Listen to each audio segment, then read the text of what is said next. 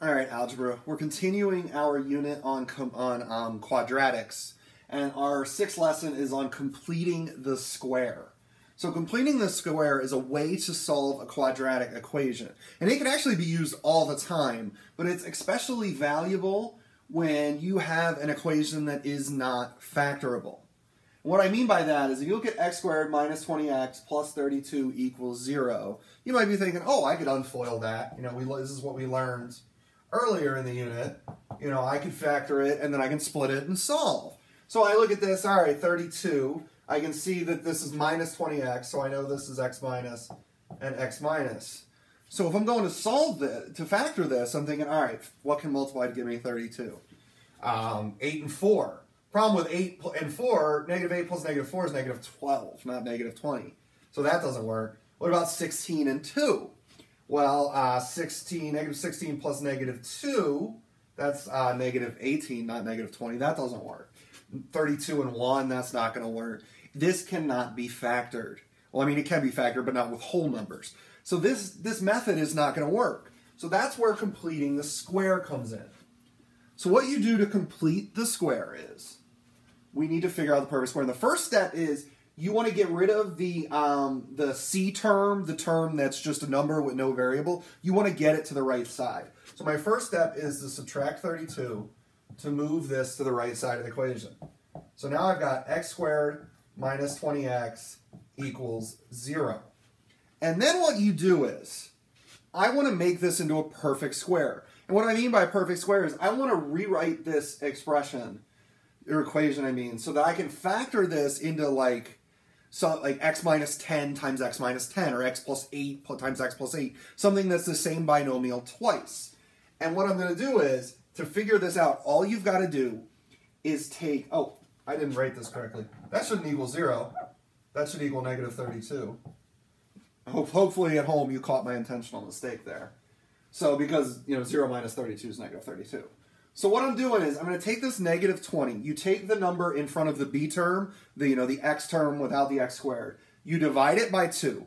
So negative 20, so I do b divided by 2, and then you square that number. So b over 2 squared. So negative 20 divided by 2 is negative 10. And then negative 10 squared is 100. And that's what I'm going to add. So I did negative 20 divided by 2. I got negative 10. And then I squared that. So that gave me 100. And what I'm going to do now is I'm going to add 100 to both sides of the equation. Because whatever you do to one side, you have to do to the other.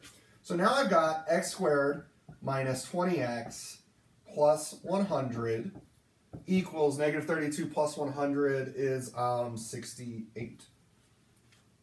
And you might be looking, this doesn't equal 0 anymore. Every time we've done these, they've equaled 0. That's true, and you'll see how we go from here. So x squared minus 20x plus 100 equals 68. Now, this is factorable. And when you factor it, it's always going to be whatever this term was. So we did negative 20 divided by 2 and we got negative 10. That's what's going to happen. It's going to be x minus 10 times x minus 10, and that still equals 68 there.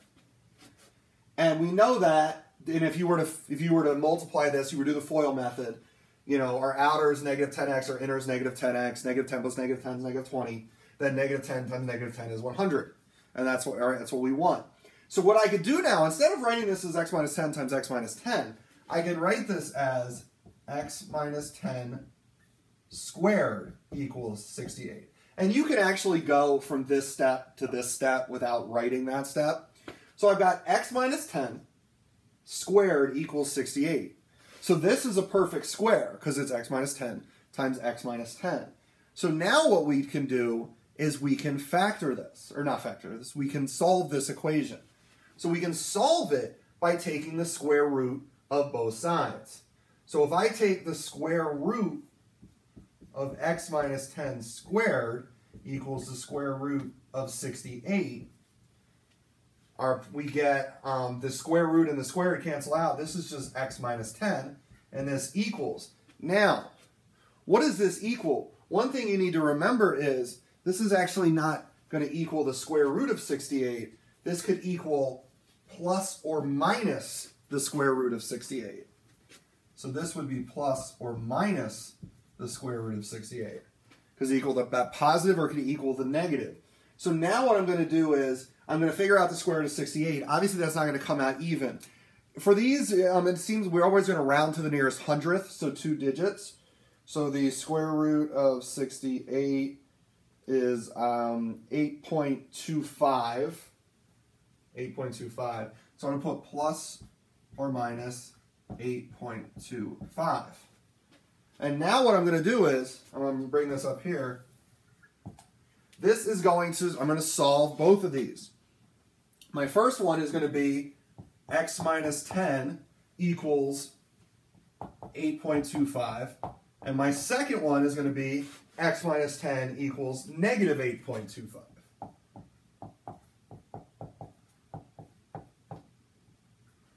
And we're going to solve both of those simple equations here. We add 10, so x equals 18.25. Over here we do the same thing. We add 10. X equals, what would that be? That'd be 1.75. Finally, I forgot one thing. So when we went from this point to this point, when we did the square root of 68, and we rounded it and got 8.25, at that point, these are no longer equal signs. These are approximate signs. So up here, these both are going to be approximate, that was an 18. Same thing here.